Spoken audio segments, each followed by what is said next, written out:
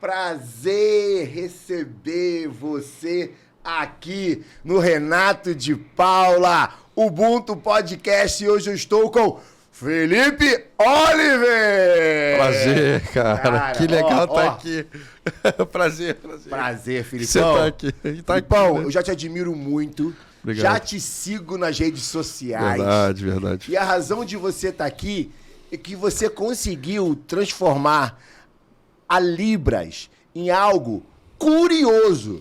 Porque quem não vê alguém tão simpático como você usando a Libras, acha que só vai usar aquilo formalmente, em alguma instituição que tem que traduzir porque é obrigado. Ô, irmão, tu faz pagode. É verdade. E é muito bom te acompanhar.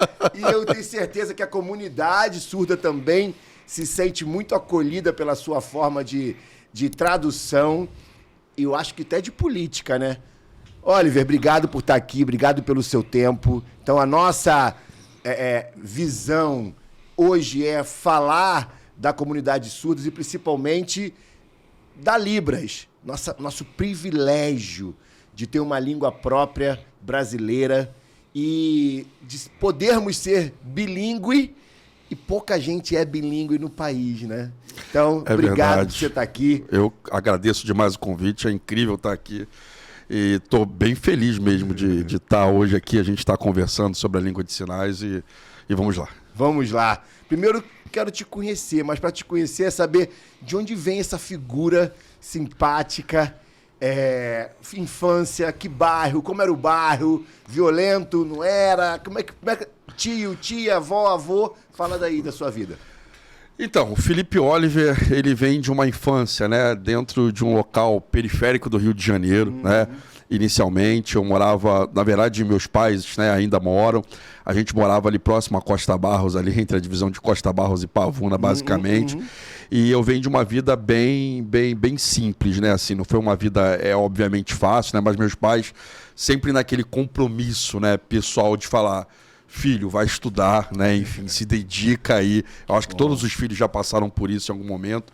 E a partir dessas inspirações, meu pai é um metalúrgico, a minha mãe sempre foi alguém muito engajada, né, no seu trabalho mesmo, a nível de dar estrutura pra gente.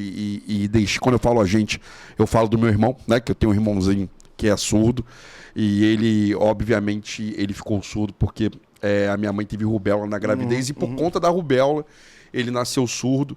E aí esse foi eu diria que o meu primeiro contato a entender, né, esse mundo, porque é um mundo da pessoa surda, e ter esse contato com a surdez de fato, né? Então, a partir dele eu digo que a minha vida ela mudou radicalmente, né? E uma coisa que eu sempre lembro é que os meus pais durante muito tempo moraram literalmente dentro de uma igreja. Minha mãe era zeladora de uma igreja e teve lá um dia um grupo de americanos que vieram fazer aqueles intercâmbios, né, que geralmente acontecem. E nesse intercâmbio, um desses missionários disse para mim: olha, o seu irmão ele vai precisar muito de você no futuro. E basicamente na época a gente não entendia, né, assim, essa mensagem, essa fala. E depois de um ano eu comecei a entender, e depois de muito tempo eu reflito sobre isso. Tinha quantos anos quando esses missionários passaram por lá? Meu irmão tinha aí, estava há poucos meses, há 9 meses, há 10 meses de nascimento. E aí eles foram lá na... Você tinha quantos anos? Meu irmão, a diferença são de 8 anos, então eu tava com essa idade. 8 para 9. Sou eu, meu irmão. Caraca, então meu irmão, assim, basicamente Agora a gente... Qual o nome dele? O nome dele é Yuri. Fala, Yuri! Como é que eu... O sinal dele é língua de sinais. Yuri. Ele tá no Maranhão com a minha mãe. Minha avó, né, que recentemente ela faleceu, mas minha mãe foi para lá para visitá-la, para vê-la. E minha mãe tá lá, né, com ele no Maranhão, mas ele tá voltando agora para cá. Já semana que vem ele já tá chegando aqui. Mas o meu contato com a língua de sinais se deu totalmente por conta desse lugar, né, de conversar com meu irmão inicialmente, e virou profissão assim muito depois, né? Até quando a gente descobriu que o Yuri era surdo, através de um exame chamado BERA, na época, né, que continua hoje, tem um teste do pezinho, hoje já facilitou muito, mas na época ele fez o BERA e a gente descobriu que ele era surdo, e por conta disso, né, eu tive esse primeiro contato aí com a surdez logo depois, onde ele entrou no Instituto Nacional de Educação de Surdos, lá em 1996, e ali começaria, né, ele nasceu em 94, começaria aí a trajetória do meu irmão nessa escola, e eu falo que a minha também, né? Porque em muitos momentos, minha mãe sempre foi uma mãe muito engajada na nossa vida, e ela levava meu irmão todo dia para a escola, assim, até o ensino médio. Ela levou meu irmão, eu posso dizer isso com tranquilidade, que ela levou meu irmão diariamente para a escola. E o Yuri, ela ia com ele, e tem dias que ela não podia e eu ia junto, então eu ia sem ela, ou ia. Então, o INES oferecia, na época, né, um curso para quem era que tinha familiares que eram surdos. E aí eu falei, vou aprender, inicialmente, para me comunicar. Isso foi logo quando o Yuri entrou no Instituto. Então, acredito que um ano depois, em 97, 98, uns 10, 11 anos de idade, mais ou menos, na cidade, eu já começava a aprender Libras, literalmente. E aí eu fui fazendo um curso, que é um curso de níveis que tem no INES, que é o nível 1, 2, 3, 4. Hoje já está no 5, já tem um nível lá de conversação, né? Assim, ia mais aprofundado do que isso. Mas eu fiz esses 4 níveis e entrei nessa área, assim, a nível profissional, muito tempo depois, assim, né? E eu geralmente falo que, por mais que eu não quisesse ficar nessa área, assim, e ia para outras áreas, mas alguma coisa no final sempre me puxava para a área de Libras. E teve uma hora que eu falei, olha, eu não vou brigar mais, eu vou ficar nesse universo.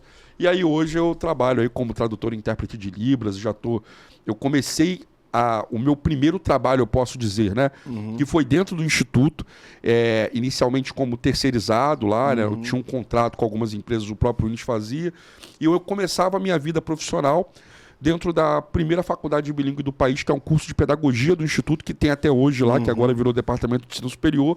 E eu começava como intérprete nessa faculdade com 18 anos de idade, era literalmente um garoto. E depois de um tempo o INES ia fazer o seu concurso para intérprete de Libras, né? E para professor de Libras. E aí eu saí eu fiquei 5 anos inicialmente, saí dentro de um intervalo de 1 ano e já voltei depois dessa prova, já como funcionário, né, efetivo lá do Instituto. E aí a minha área hoje eu falo que ela basicamente respira, vive, acorda na área de Libras. Eu confesso que eu não consigo sonhar em língua de sinais, não, muita gente pergunta. Mas é uma área que hoje a minha vida, ela basicamente é uma motriz, assim, pessoal mesmo, de trabalho, de tudo que eu faço hoje na área de língua de sinais. Então, é uma área que eu falo que eu me divirto mesmo, eu gosto muito do que eu faço. E ao longo desse percurso, né, profissional, já tem bastante experiência legal aí para contar, para dar risada, para falar desses momentos que foram realmente incríveis na vida, sérios também. Enfim, e você falou que o Yuri O Yuri. Como é que... Yuri, né? Isso. E fala essa história aí do batismo, né? Me deram esse nome, né? O Renato, meu xará, do Vasco Libras. Obrigado, Renatão. E o Renato me batizou. E como que é essa história do batismo? Explica para quem não sabe que quem te dá o batismo é alguém nativo da língua, né? Isso. Geralmente são as pessoas surdas, né? E o sinal, que é esse sinal, é justamente a ideia. E assim, ó, me perdoa aí, comunidade surda, mas eu tenho que explicar isso de alguma forma.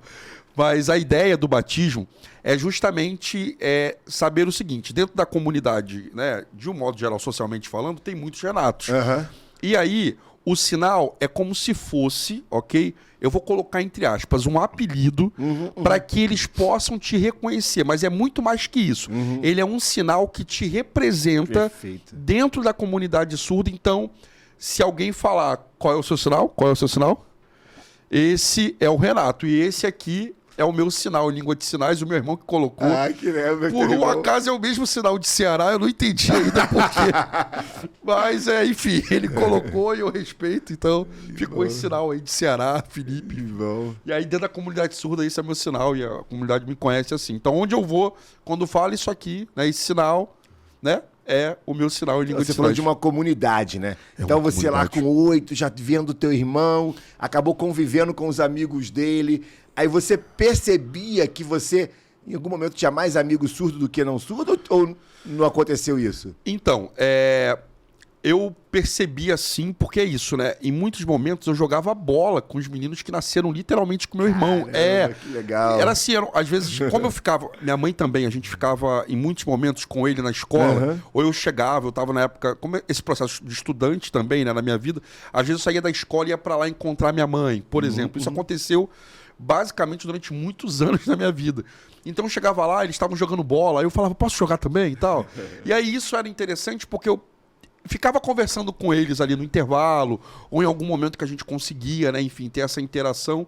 Então, muitos amigos do meu irmão que nasceram com ele são meus amigos hoje. A gente Ótimo, tá nas redes Gente, sociais, a inclusão é um conversa. negócio fenomenal. É isso. Porque como eu nunca tive essa habilidade de ser bilíngue em Libras, eu sempre me senti que nunca seria possível interagir. Eu tenho certeza que seria possível se eu tentasse, mas por você ser alfabetizado em Libras, foi normal. Simplesmente chegava e falava, posso jogar? É isso, E aí, eu nunca fui um bom jogador de futebol. Eu tento jogar, tento até hoje, estou tentando. Mas era uma experiência bem incrível, assim, porque, obviamente, jogando com ouvintes, né? Você faz uma relação num contato de som. Com os surdos, não, você tem que ficar, toca a bola, né? Você vai tentando se comunicar. Tem os sinais, obviamente, mas eu estava aprendendo naquela época, então eu não sabia, né? Muitos sinais. Depois, obviamente, crescer um pouco mais, você vai aprendendo, vai entendendo. Mas a língua, então, tem os sinais aí de chutar, de gol, enfim, você vai aprendendo ao longo do percurso. Você, por ter 8 anos a mais, 8 anos quando criança é pouco, mas eu acho que você consegue ter esse olhar meio de drone pro Yuri, e você consegue perceber o Yuri antes da alfabetização e o Yuri que se tornou depois de aprender Libras? Tem essa diferença do... Tem, é um outro letramento, né? Assim, a língua de sinais, como sendo essa primeira língua para ele, fez todo sentido na vida cotidiana dele diária dentro do processo de comunicação, né? Como seres humanos, a gente precisa de uma língua para se afirmar, para se reafirmar, para aprender. E o Yuri foi me dando esse contato e vendo assim ele se desenvolvendo na língua. Ele literalmente provocou a longo prazo, né, o lugar que hoje eu estou como intérprete de Libras nesse aprendizado cotidiano com ele. Acho que isso fez toda uma simetria aí. E o Felipe também é um antes e depois. É isso, né? totalmente, totalmente. A língua de sinais é como eu disse antes, assim, ela me deu, assim, hoje, eu costumo falar que eu não sei se em outra área de trabalho eu teria feito tanta coisa legal como eu fiz com a área de língua de sinais. Eu fico, às vezes, pensando sobre isso, assim. Ela me abriu portas, assim, que foram portas, e são portas incríveis de atuação profissional, de não só na questão profissional, mas também de estar engajado em questões políticas importantes para a categoria de intérprete e para a pessoa surda, né? Porque também faz parte dessa luta política. Então, realmente, ela foi incrível e é incrível a cada novo dia, né?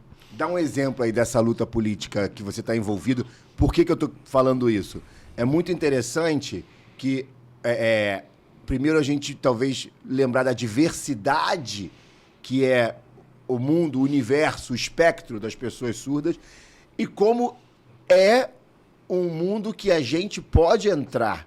O que eu quero dizer com isso? A Libras é um green card para esse mundo, né? É uma vontade que você tem ativa de participar desse mundo. Então, como você se vê alguém que é o intérprete nesse mundo e você se vê totalmente incluído? Como essa... Entendeu a minha pergunta? Não, entendi. Sim, me vejo porque é esse lugar, né, de você viver diariamente, literalmente nesse contato, porque hoje, né, eu trabalho dentro do Instituto Nacional de Educação de Surdos e é uma instituição, assim, muito importante, né, e representativa para as pessoas que são surdas no nosso país.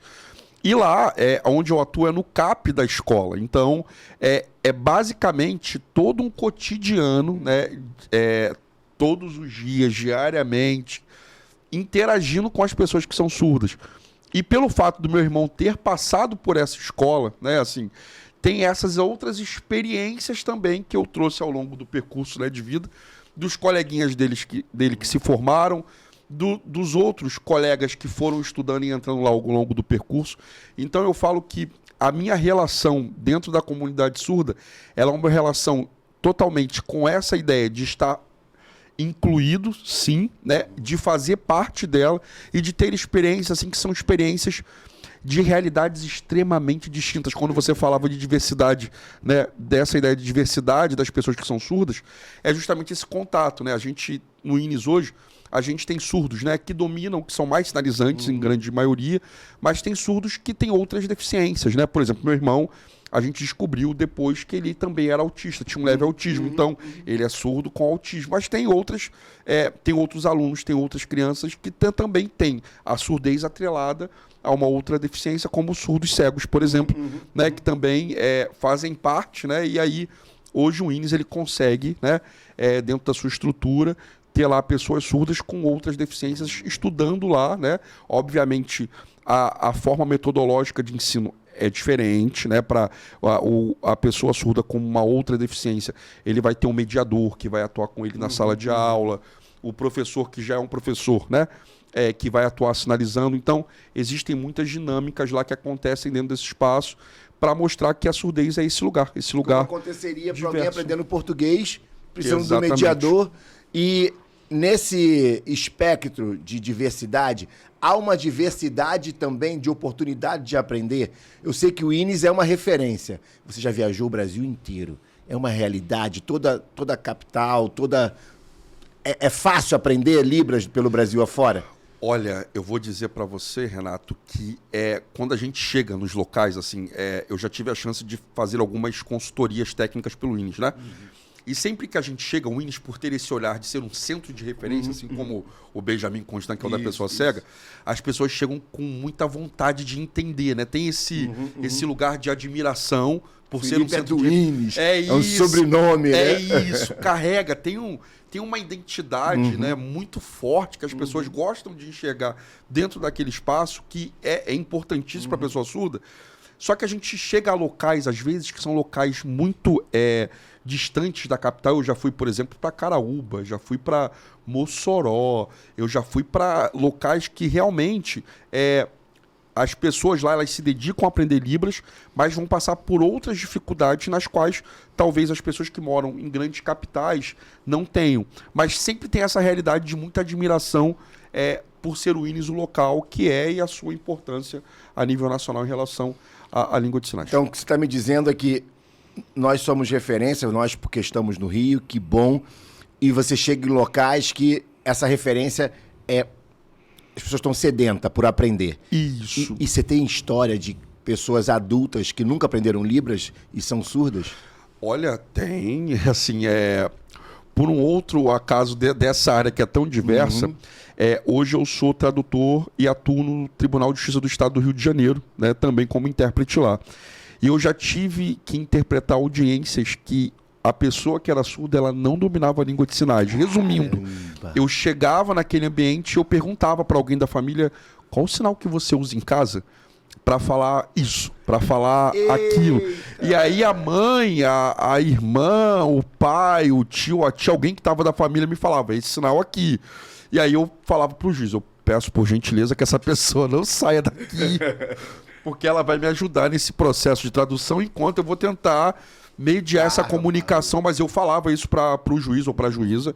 Olha, é um indivíduo que não tem o domínio da língua de sinais, e aí eu vou ter que ir para uma comunicação diferente para tentar alcançar aí o que ele sabe. Então, eu já traduzi casos que envolvem discussões familiares, casos de agressão, e num desses casos era uma pessoa surda que não tinha, né, esse aprendizado da língua de sinais, e eu tive que chegar lá e perguntar, e aí, você foi agredido? Mas como é que você foi agredido aqui, assim? Aí ele mesmo falava aqui, assim. Então, não eram sinais, né, que envolviam a ideia da própria língua de sinais, mas eram sinais que ele aprendeu ao longo do seu... Então você conseguiu comunicar com uma interpretação do que estava tentando ser dito ou foi dito, e a Libras, então, não precisa ser ipsilítrica, não precisa ter aquela tradução precisa. Então, aí que tá. E aí como eu dei um exemplo, né? Obviamente, como há uma diversidade, eu vou ter públicos que vão ser públicos sinalizantes, que vão contar com essa tradução muito fiel ao discurso, né, e com essa interpretação, mas a gente tem uma realidade que é diversa também na língua de sinais. Assim. E aí, no próprio Instituto, por exemplo, eu vou ter surdos, né? Alguns surdos que começaram a aprender língua de sinais um pouco mais cedo, outros que aprenderam um pouquinho mais tarde. Então, com essa variação, a gente vai tentando, com os sinais da própria Libras, se comunicar dentro dessa realidade. Claro que, como eu disse, como é uma ideia de uma grande diversidade, eu vou ter que encaixar em muitos momentos esse discurso para tentar, obviamente, ser entendido por esse público. E aí, a grande questão, que é justamente que envolve esse processo de tradução ser um processo fantástico, é que a gente, em muitos momentos, né, dependendo do local que você vai e vai ter esse primeiro contato, como eu dei essa experiência do TJ, eu não sei o grau, eu vou saber na hora de letramento, né, desse sujeito surdo que está ali, que pode ter Libras ou não, e aí eu vou ter que fazer toda uma construção, né, como tradutor e intérprete, para que ele consiga entender essas informações. Realmente é um exercício. É lindo. E eu acho a beleza tá... Fantástico. Porque é inclusiva como um todo. Eu fico imaginando, não sei se é assim, tá? Você está numa plateia, por exemplo, numa igreja, né? Eu sou evangélico. Sim. E eu acho lindo. Eu fui esses dias na IPAM. Beijo, pastora Fernanda, pastor Emerson. Aí tinha uma cadeirante que sabia Libras. Foi uma cena bonita, né? E ela era pastora, se tornou cadeirante recentemente. E ela era a intérprete do momento. E eu via que ela estava com um olhar, tinha pessoas que talvez não entendiam muito bem, porque eram novas convertidas. Novos convertidos é quem está chegando agora na igreja. E tinham palavras que ela não sabia por ser novo convertido. Os sinais. Os sinais novos daquela língua. Daquele contexto. Daquele contexto, que né? é a igreja, sim. Isso acontece muito, assim. E, de fato... Eu lembro da minha primeira experiência, porque eu comecei literalmente dentro de uma igreja a interpretar. Eu ia perguntar isso. E eu vou dizer para você que essa é uma realidade de muitos intérpretes, né? Assim, muitos colegas, tem outros que não começaram, mas existem colegas que começaram dentro das igrejas e fazem um trabalho fantástico e continuam fazendo, interpretando. Então, parabéns, igrejas inclusivas. Sim. Vocês estão formando pessoas melhores para o mundo inteiro, não só para o reino, não só para a igreja. Sim, e aí... eu lembro que esse meu primeiro contato foi assim, né? Tinha um culto acontecendo e uma intérprete que já atuava falou, cara, o jeito de ir é agora, literalmente. E eu lembro que eu subi para interpretar e já era um momento de pregação. Foi um contato que no dia, acho que eu olhava, era muita gente, né? Assim, aí eu olhava e eu fiquei, acho que aqueles minutos assim, o que eu faço agora, sabe?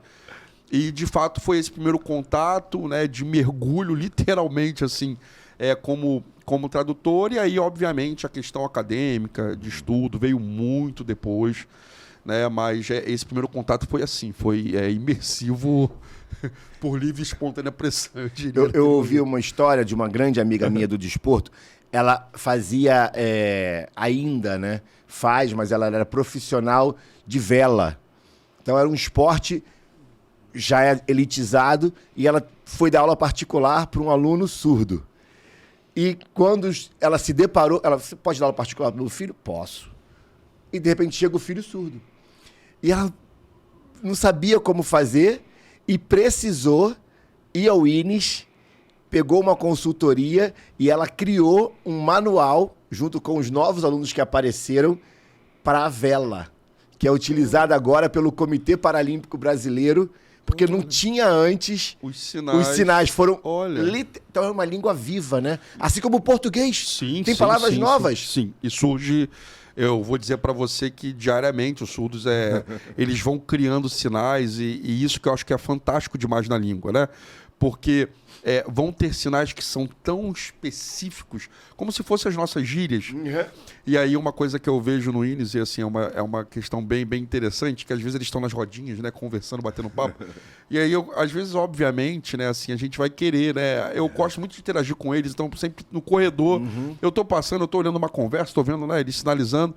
Aí tem horas que eu me pego olhando assim para entender um pouco do contexto, e eu vejo que existem sinais que eles criam para esse contato... Quem tá de fora vai ter que ser do grupo pra saber. É isso, assim. E aí eu falo, nossa, que é aquilo ali? Às vezes eu pergunto pro pessoal, o pessoal já viu esse sinal aí, por aí?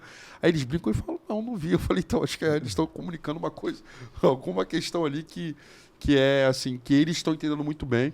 Mas eu vejo que tem também esse lugar dessa criação contínua, né? Por ser uma língua viva, uma língua extremamente mutável nesse sentido, né? Que vai sendo criados sinais novos, estudos novos, bancas novos.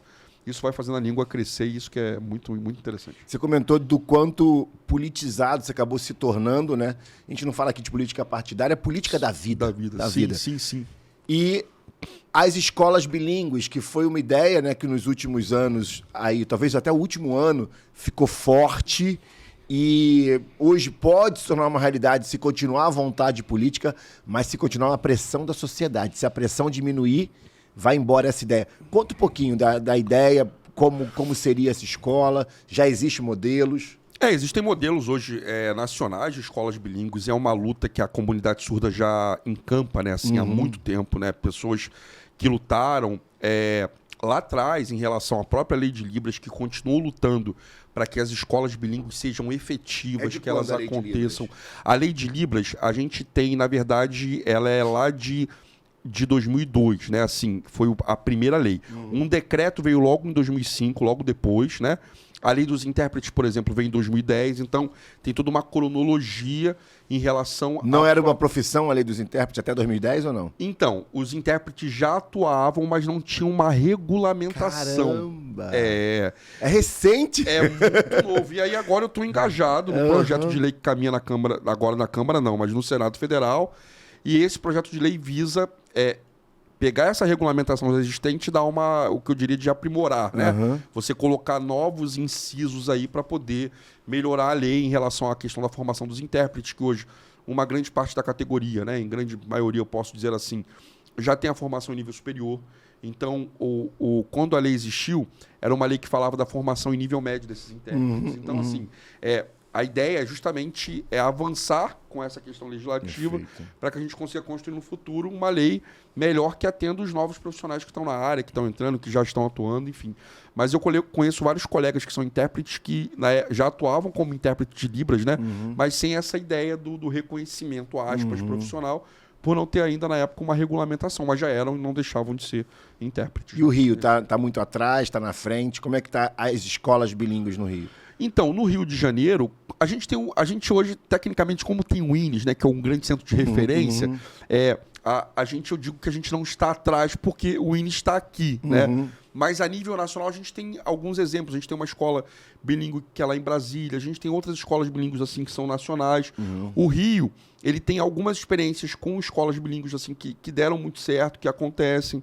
Mas como o INES está aqui, efetivamente... A referência acaba sugando. A referência está nesse lugar, né? Mas hoje a gente tem aí surdos que já estudam, né? Assim, nas escolas regulares com tradutores e intérpretes de Libras, que aliás que hoje é uma questão muito importante para falar, que tem pessoas surdas que em algum momento não vão ter intérpretes. Então essa também é uma luta que a gente, ao longo do percurso, né? A gente tem Explica melhor. Por exemplo, tem... Como a rede estadual ela é enorme, a prefeitura também... Em algum momento, eu não sei como é que é esse processo de contratação. Entendi. Isso pode atrasar, demora um pouco. Pode mudar de a escola tinha, o pai mudou de emprego, a outra não tem. Aí, isso pode acontecer em algum momento. Eu já vi até entrevistas na televisão por aí, até colegas que já me procuraram e falaram: meu filho está sem intérprete na escola dele, já está há um tempo. E essa é uma questão que é muito complexa. E aí, de fato, isso acontece. Né? Você quer se comunicar, quer aprender, e aí ele está naquela escola e ele não tem o tradutor e intérprete de Libras lá. Isso é uma coisa que acontece, sim, a gente acha que é importante a gente colocar isso, né, para que as escolas, para que os governadores, né, os prefeitos... Enfim, cobrem seus prefeitos, se forem escolas municipais, cobrem a Secretaria Estadual se forem escolas estaduais. É direito, ponto. É direito. E aí tem muitos surdos que estão...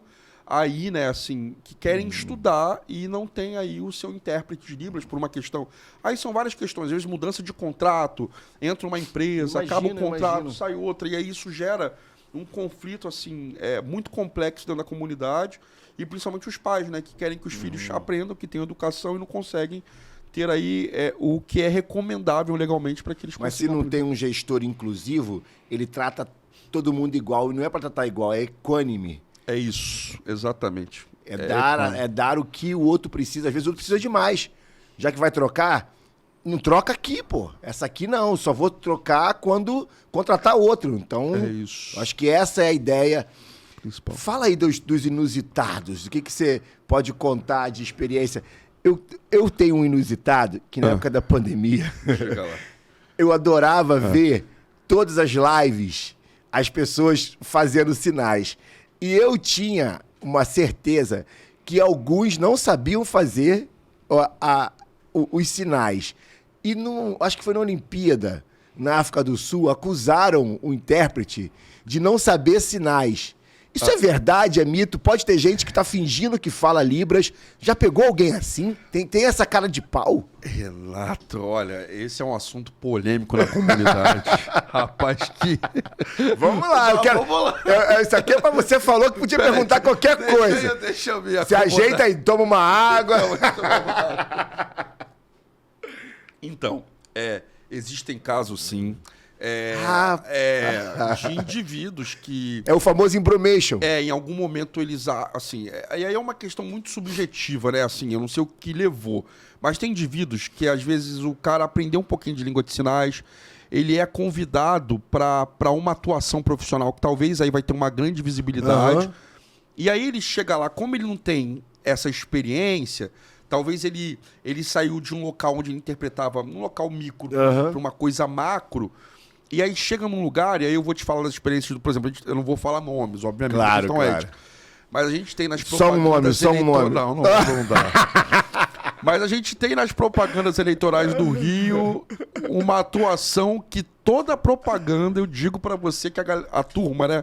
Fala, não dá. Não dá, isso aí. Não dá. Ali o candidato tá perdendo voto, cara. Porque a comunidade surda não tá entendendo você, cara. E os surdos, eles falam mesmo, eles procuram, assim, eles vão atrás, assim. Ver quem é deles. E sabe o que acontece também, que é um fato inusitadíssimo, assim? A gente tem alguns hoje na língua de sinais, né? Algumas empresas que criaram aqueles avatares. Então, tem partidos e candidatos que acham que colocar o avatar na propaganda resolve. Esse é outro problema. E aí pegam o avatar da tradução ali, do Google. A gente tem alguns hoje no mercado aplicativos, gravam lá a fala do candidato e colocam na gravação. Totalmente impessoal, totalmente... E aí, já teve alguns casos assim, que eu mesmo eu conheço uma dessas empresas... E eles sempre foram muito abertos comigo a dizer, Felipe, se você vê uma atuação dessa em algum local, pode falar pra gente que nós vamos acionar o candidato, o partido, enfim. E eu já vi algumas atuações que eu acionava e falava, pessoal, tem aí pegaram um trabalho de vocês aí e colocaram a propaganda. Aí eu mandava o vídeo, as pessoas mandavam... Caramba, pegava só um gesto qualquer e botava ali? Não, botava... Eles colocavam lá, eu sou o candidato tal, número tal. Ninguém checou se saiu certo. E aí pegavam a gravação do próprio aplicativo lá do avatar, do app, e colocava já na gravação, traduzindo a fala do candidato. E aí, isso é uma coisa que acontece também, principalmente nas campanhas eleitorais, assim. Aí, vira e mexe, as pessoas ficam me mandando, né, no privado, Felipe, olha isso aí. Porque é lei. Tem que ter. Tem que ter. Hoje em dia, pelo que eu já entendi do processo legal do TSE, tem que ter a legendagem com a tradução, né? Mas aí, eu não sei se é uma opção dos candidatos, em muitos momentos colocam a interpretação em Libras e a legenda, mas acho que hoje o TSE já briga para que seja os dois, né? A tradução em Libras com a legendagem. Mas tem candidatos que fazem isso, pegam lá o avatar e colocam. Então essa é uma outra questão polêmica que acontece muito. Mas, voltando ao que você falou antes, sim, a gente vai ter atuações que eu não vou falar que são profissionais, né? São pessoas que aprendem a língua de sinais e são colocadas de um contexto micro para um contexto macro e vão entrando achando, né, que aquele lugar ali ela vai conseguir, né, traduzir, e aí vão ter situações como essa lá que aconteceu na África do Sul, como vão ter outras situações que já aconteceram em outros locais aqui no nosso país. Também já tiveram casos assim de surdos falando, olha, não estou entendendo o intérprete, essa tradução não né? Enfim, acontece... interessante e vai acontecer e realmente... Qualquer um que é bilíngue em outras línguas, né? Às vezes eu ouço também algumas traduções do inglês que eu falo, gente... Não, ele não falou isso. Não é verdade, né? Sim. Ou até mesmo as legendas automáticas também erram muito. Essa é uma outra questão, assim. Você já se pegou vendo essas legendas? Sim. E assim... Não é isso. E aí, muita gente acha que, não, vamos resolver colocando a legenda, vamos colocar o closed caption. Uhum. A gente sabe que não é realidade, a gente sabe que essas legendas, elas são problemáticas. Então, eu sempre defendo a ideia de que a gente tenha tradutores de Libras, né? E aí, eu venho sempre falando isso, assim, onde eu vou, né? Quando eu sou convidado, e eu falo que a questão da interpretação é importante, porque os surdos, eles fazem parte da nossa sociedade, já são, no segundo censo, no último censo do IBGE, 10 milhões de pessoas surdas no nosso país. Então, a tradução em Libras é um direito, né? E deveria ser um dever também, né? Para que a gente tivesse nos noticiários, em todos os programas, nos filmes e por aí vai. E como foi para você, vou falar aqui, ó, de presidente da República, a rainha dos baixinhos, a astro de futebol nível Neymar. Rapaz. Como é que foi passar por essa experiência? Conta desses 3 aí, que são 3 casos marcantes para uma carreira profissional, né? Olha, eu acho que como eu te falei lá no início, assim, cada experiência ela é única, e a língua de sinais ela me deu essas experiências assim, que são incríveis, né? Mas essa da Xuxa foi naquele quadro do Toque Toque, que ela batia na casa das pessoas, foi uma experiência assim que eu... Ela já na Record, né? Ela já na Record, quando ela fez aquela mudança, né, de emissora. E aí eu lembro que, por um acaso, eu estava no Facebook um dia e apareceu uma publicação dela dizendo alguma coisa assim, conte um pouco das histórias de vocês. E aí eu vi a publicação e falei, vou falar um pouquinho da minha vida, do meu irmão, enfim. Legal. E aí eu fui lá e coloquei, fiz um parágrafozinho assim, digitando, e mandei. Eu sei que no outro dia de manhã, alguém da Record, pelo que eu entendi quando eu vi o perfil lá do Facebook, falou, olha, a gente achou a sua história muito interessante, a gente queria conversar com você um pouquinho. A gente começou a conversar pelo Facebook. E aí depois disso, depois dessa conversa, logo, alguns dias depois, ela falou, olha, a gente gostou muito da história, a gente quer fazer uma gravação na sua casa. Só que assim, ele em nenhum momento falou que a Xuxa... a Xuxa tá aí, ó. E olha, eu lembro que quando eles chegaram, ela me ligou, essa produtora me ligou e falou, a gente já tá aqui, só que meu condomínio é grande, então tem muitos blocos. E aí ela virou e falou assim, olha, você pode, por favor, encontrar a equipe? Quando eu tô descendo uma parte mais central do meu condomínio, que é uma área maior, quem eu tô vendo passando assim de um bloco para outro? Eu falei, não acredito nisso. Aí eu dei um delay mental ali, que eu fiquei acho que 5 segundos. Congelou. A tela... Tom. Aí ela voltou e falou, oi, você é o Felipe? Aí eu fiquei meio assim, desculpa, eu falei, sou. Eu vou lá na sua casa. Eu falei, opa, então, ué. E a gente foi, ela fez uma conversa muito interessante de mais ou menos 40 minutos, uma horinha ali, batendo papo, perguntou das minhas experiências, perguntou sobre o meu irmão, perguntou sobre, enfim, sobre essa... E aí ela tem, assim, né, um domínio aí da língua de sinais, ela consegue dialogar, e ela, né, enfim, e aí ela foi tentando... Tempo, né? A Xuxa foi durante muitos anos, né, e ela sempre fez um trabalho lá no seu alfabeto, enfim... E ela tentava conversar um pouquinho com o meu irmão, falava com ele, dialogava, e ela ia... E assim, foi um dia, assim... foi em 2016 isso, eu não esqueço, dia 1º de agosto, assim, é um dia memorável, assim.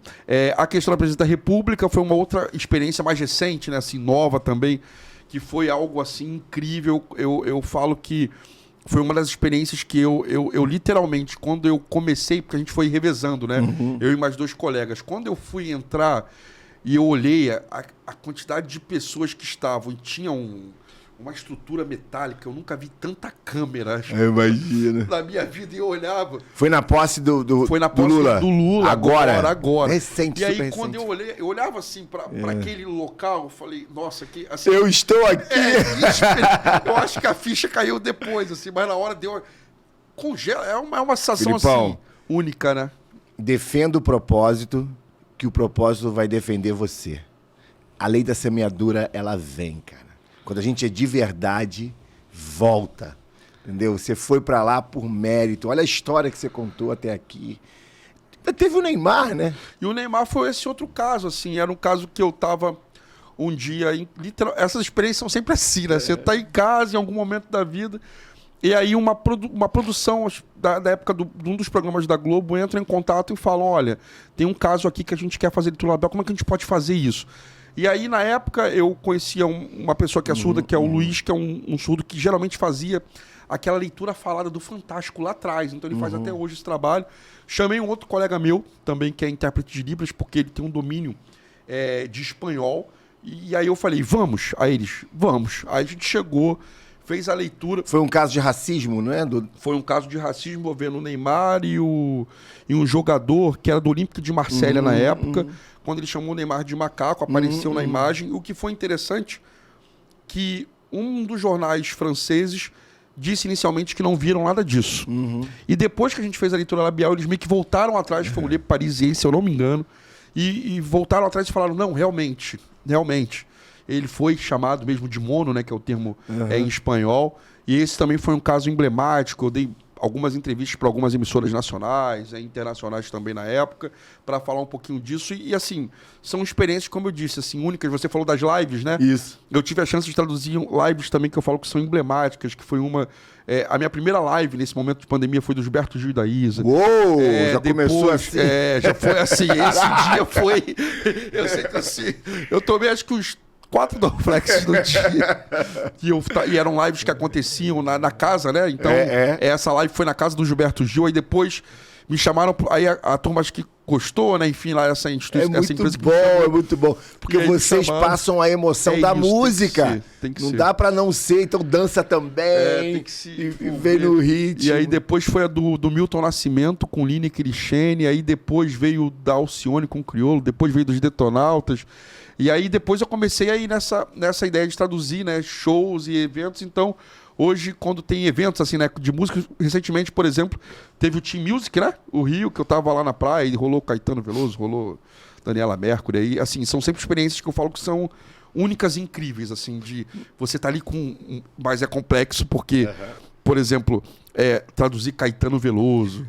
Traduzir Milton Nascimento, você tem que... A gente recebe, né, o set list antes, a gente estuda o set list para tentar chegar perto, assim, porque realmente são letras muito profundas, né?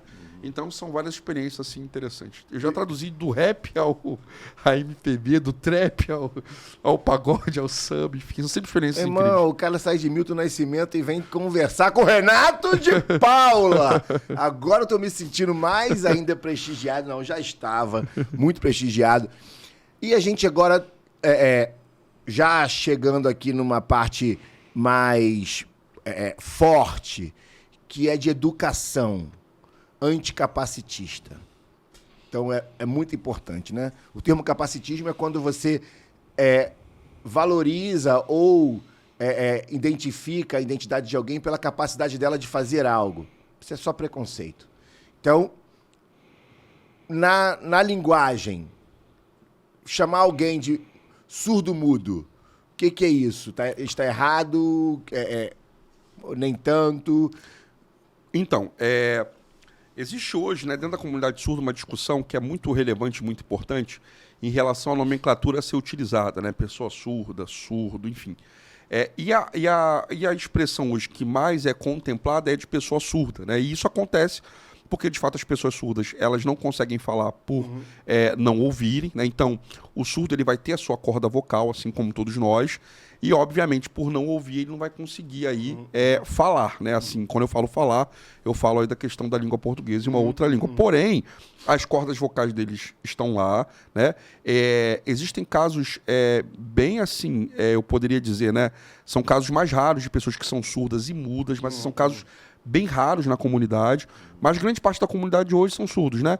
Que vão aí ser sinalizantes, surdos que podem ser oralizados, né? Que aprendem a oralização e talvez depois Libras ou não, então isso é muito variável. Surdos que são... Oralizado é que ele fala ainda que não ouça. Isso, perfeito. E os surdos que usam a leitura labial, e tem outros surdos que são surdos cegos, por exemplo, que usam a Libra Estátil, né? Que é essa comunicação onde você segura as mãos e vai... Eu vejo jogo de futebol, caraca, é muito bom. Os surdos que são os surdos cegos, eu, por exemplo, eu já fiz um curso, uma época, em São Paulo, numa instituição chamada Anhinsa, que foi um curso que eu fiz de uma semana, inclusive lá pelo Instituto. E nesse curso eu conheci um caso que eu acho ela espetacular, e o seu marido também, que é a Cláudia Sofia, né? E ela é surdo-cega, o seu marido, o seu esposo também é surdo-cego, eles moram no mesmo lugar, assim, isso é incrível. E ela usa uma técnica chamada Tadoma, que ela coloca a mão aqui. Você pode depois até dar uma olhada no YouTube, que ele está assistindo aí, bem legal. Fala de novo o nome dela. Cláudia Sofia.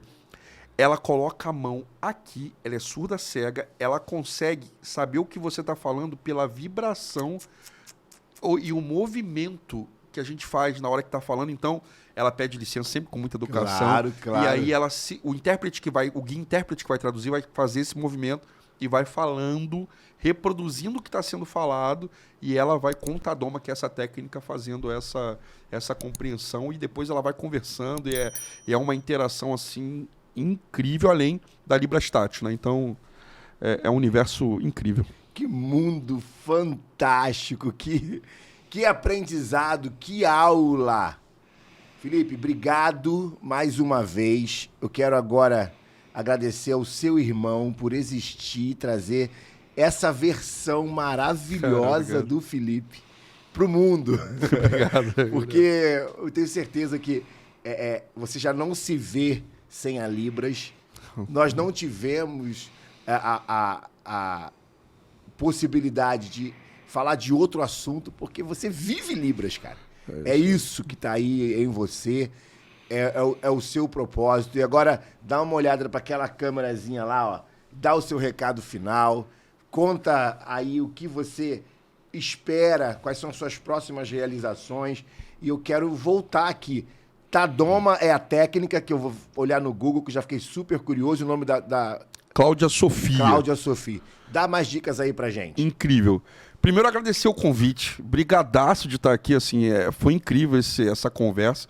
Dizer também que é meu primeiro podcast, então assim, eu tô felizaço. Renato de Paulo Ubuntu revelando o Felipe Oliver para o mundo do podcast. Brigadaço, assim, então foi incrível estar com essa experiência nesse momento. Dizer que a língua de sinais ela é incrível, então aprendam Libras. É isso, assim. A gente tem uma população aí de pessoas surdas, né? Que são sinalizantes, né? Que também, como a gente falou, são oralizados, são implantados. Mas que quando você aprende a língua de sinais, você vai entender que isso é muito importante na vida de vocês. E para fechar, né, eu digo que todas as experiências com as pessoas surdas vão ser sempre válidas, né? E tentem aprender língua de sinais, é isso. Acho que a língua de sinais ela é incrível para todo mundo. Como é que te acham nas redes sociais? Para consultoria em empresas, para palestras, para te acompanhar? Eu tô lá no Instagram, lá o meu nome é Felipe Oliver, o arroba é Felipe OLIV de Oliveira, né, com V mudo, Silva, tá? E é isso, assim, pode chamar lá no direct, a gente pode conversar, pode bater papo, pode interagir. Às vezes algumas pessoas me chamam assim, perguntam, e aí, tudo bem? É o Felipe? Eu falo, oi. A gente pode conversar, a gente pode dialogar, e é isso. Irmão, sua história de vida é incrível. Obrigado por ter vindo compartilhar. Manda um abraço pro seu mano, um abraço pra sua família. E fica aí com a gente. O próximo convidado vai ser difícil ser tão incrível, mas eu prometo tentar. Obrigado, Filipão. Valeu, Renato. Boa. Obrigado, viu? Prazerzaço. Tamo junto. Vai ficar melhor.